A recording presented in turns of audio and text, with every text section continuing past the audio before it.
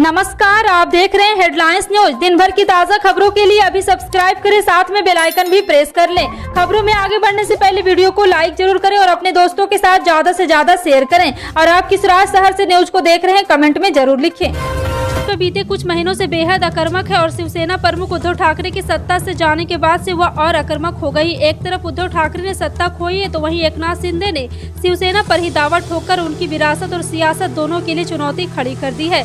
इस संघर्ष का पूरा फायदा भाजपा को मिलता दिख रहा है, जिसकी नजर शिवसेना के गढ़ कहे जाने वाले इलाकों में उसके वोटरों को अपने पाले में लाने पर है। लेकिन भाजपा का यह अभियान सिर्फ ठाकरे फैमिली को ही दर देने तक सीमित नहीं है। भाजपा के रणनीतिकारों ने मराठा छत्रप कहे जाने वाले शरद पवार को भी घेरने की पूरी तैयारी कर ली है। एनसीपी का गढ़ कहे जाने वाले बारामती सीट पर भाजपा 2024 के आम चुनाव में खास फोकस कर रही है। कांग्रेस को अपनी भारत जोड़ो यात्रा से बड़ी उम्मीदें हैं और उसे लगता है कि इससे वह नई मजबूती के साथ उभरेगी। कांग्रेस के सीनियर नेता जयराम रमेश ने गुरुवार को कहा है कि अब पार्टी पहले से ज्यादा आक्रामक होगी। इससे मित्र दल एवं विपक्षी दल उसे हल्के में नहीं ले सकेंगे। पार्टी महासचिव जयराम रमेश ने कहा है कि भारतीय जनता पार्टी इस यात्रा को लेकर जिस तरह से हमले कर रहे हैं, उससे स्पष्ट है कि सत्ताधारी दल परेशान है। उन्होंने भारत जोड़ो यात्रा को कांग्रेस के लिए संजीवनी बताते हुए कहा है कि यह पार्टी को मजबूती देगी और उसमें नई जान फूकेगी। सामान्य वर्ग के गरीबों को मिलने वाले ईडब्ल्यूएस कोटे पर सुप्रीम कोर्ट में 13 सितंबर से सुनवाई होने वाली है। अटॉर्नी जनरल के वेणुगोपाल ने 3 मुद्दे सुझाए हैं, जिन पर सुप्रीम कोर्ट की संवैधानिक बेंच में विचार किया जाएगा। कई याचिकाओं में ईडब्ल्यूएस कोटे की संवैधानिक वैधता को चुनौती दी गई। इस पर चीफ जस्टिस यू ललित का कहना है कि सबसे पहले उन 3 मुद्दों पर चर्चा की जाएगी जिनका सुझाव अटॉर्नी जनरल के वेणुगोपाल ने दिया है। के वेणुगोपाल ने जो मुद्दे सुझाए उनमें से 103वां संशोधन जो इसके लिए किया गया, उससे क्या संविधान के मूलभूत ढांचे का उल्लंघन होगा। खासतौर पर राज्यों को आरक्षण के लिए विशेष प्रावधान के तहत अनुमति देने पर विचार किया जाएगा।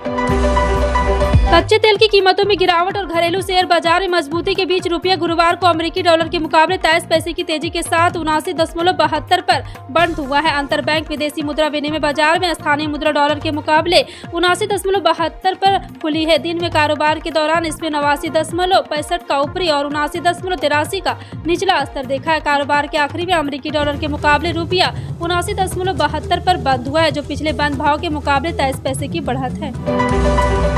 गुजरात विधानसभा चुनाव को लेकर अब राज्य की सभी 182 विधानसभा सीटों पर चुनाव प्रचार तेज हो चुका है। गुजरात में पिछले 27 साल से भाजपा सत्ता पर काबिज है। वहीं दूसरी तरफ कांग्रेस का गुजरात में सरकार बनाने का प्रयास भी जारी है। 1990 के बाद कांग्रेस गुजरात में लगातार कमजोर होती चली गई और भाजपा ने गुजरात में ऐसा जातीय समीकरण फिट किया है, जिसकी बदौलत आज तक गुजरात की सत्ता पर बनी हुई है।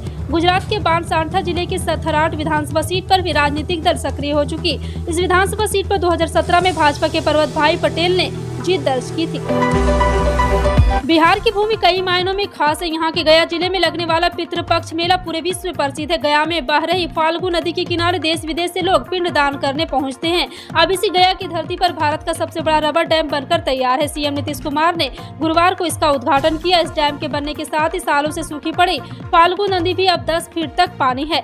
रबर डैम के बनने के बाद विश्व प्रसिद्ध गया में पिंडदान करने आने वाले लोगों का आचमन करने के लिए अब 2 फीट गड्ढा नहीं करना होगा। यह डैम 400 मीटर चौड़ा और 3 मीटर ऊंचा है।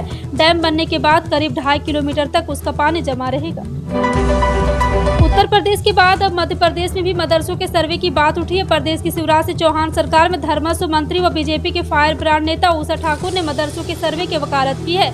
इसे लेकर शिक्षा विभाग को चिट्ठी भी लिखी है। दरअसल देश के कई प्रदेशों में मदरसों के सर्वे की मांग उठने लगी है। यूपी में शुरू हुए इस विवाद की आंच अब मध्य प्रदेश तक पहुंच गई। वहीं दूसरी ओर आधुनिक मदरसा कल्याण संघ ने उषा ठाकुर के बयान का स्वागत किया।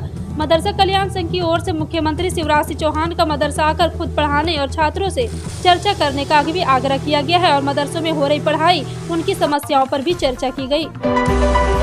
पंजाब सरकार धान की पराली को जलाने से होने वाले प्रदूषण को रोकने के लिए किसानों की पूरी सहायता करेगी और धान की पराली और अवशेष को संभालने के लिए किसानों को कृषि संयंत्रों पर भी दी जाने वाली सब्सिडी का लाभ असली किसानों को मिलना सुनिश्चित करेगी।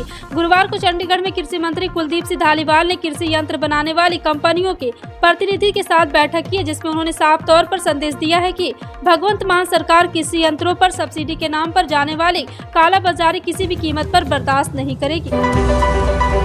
पश्चिम बंगाल के सीएम और टीएमसी प्रमुख ममता बनर्जी एक बार फिर केंद्र सरकार पर भड़क गई है। दिल्ली के कर्तव्य पथ पर शाम को होने वाले नेताजी सुभाष चंद्र बोस की प्रतिमा लोकार्पण समारोह के न्योते की भाषा पर नाराजगी जताते हुए बनर्जी ने कहा है कि वो कोई उनकी बंधुआ मजदूर नहीं। उन्होंने लोकसभा चुनाव 2024 को लेकर भी बड़ा बयान दिया है। उन्होंने कहा है कि 2024 में हम बंगाल से एक खेल की शुरुआत करेंगे। हेमंत सोरेन, अखिलेश यादव, नीतीश कुमार और मैं और अन्य साथी एकजुट होंगे और फिर भाजपा सरकार कैसे बनाएगी। भाजपा सरकार की कोई जरूरत नहीं। बनर्जी ने कहा है कि दिल्ली में नेताजी की नई प्रतिमा बनाने का मुझे बुरा लगा है। पुरानी प्रतिमा का क्या हुआ है और प्रधानमंत्री प्रतिमा का उद्घाटन भी कर रहे हैं।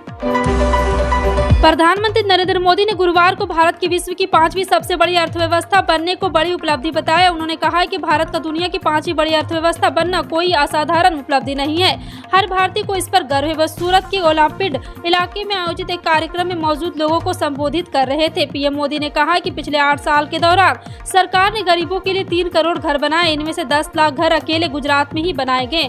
पिछले 2 दशकों में यह मेडिकल कॉलेज की संख्या 11 से बढ़कर 31 हो चुकी है। एक एम्स अस्पताल बन रहा है। कोई नए मेडिकल कॉलेज भी प्रस्तावित है।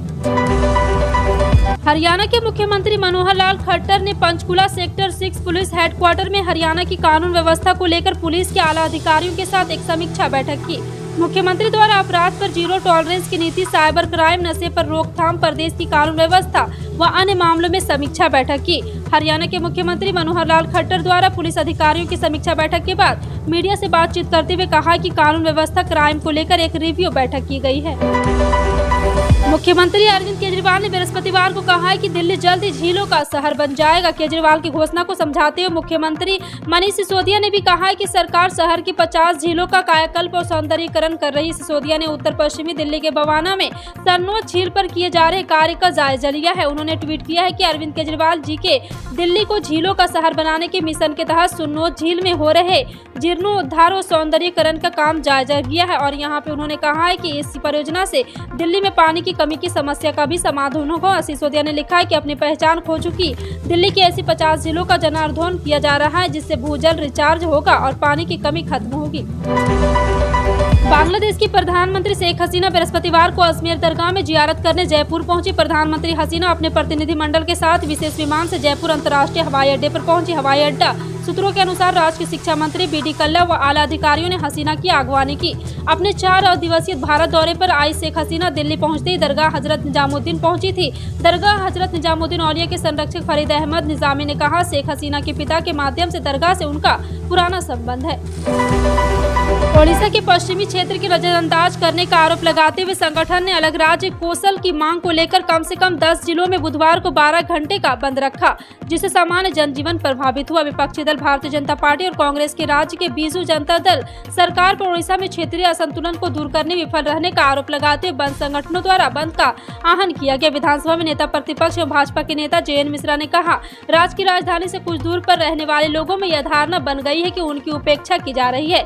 इन लोगों की यह धारणा सही है। बीजेपी सरकार ने 22 साल में उनके लिए कुछ नहीं किया है। मिश्रा पश्चिमी ओडिशा के संबलपुर से विधायक है। 10 लाख नौकरी देने का वादा करने वाले बिहार के उप मुख्यमंत्री तेजस्वी यादव ने कहा है कि थोड़ा इंतजार का मजा लीजिए। तेजस्वी यादव ने गुरुवार को मीडिया से बात करते हुए कहा है कि हम लोग जुमलेबाजी की सरकार नहीं है, हम लोग कतई से नहीं करने पर विश्वास करते हैं। नीतीश कुमार जी का काम हो रहा है, थोड़ा इंतजार का मजा लीजिए।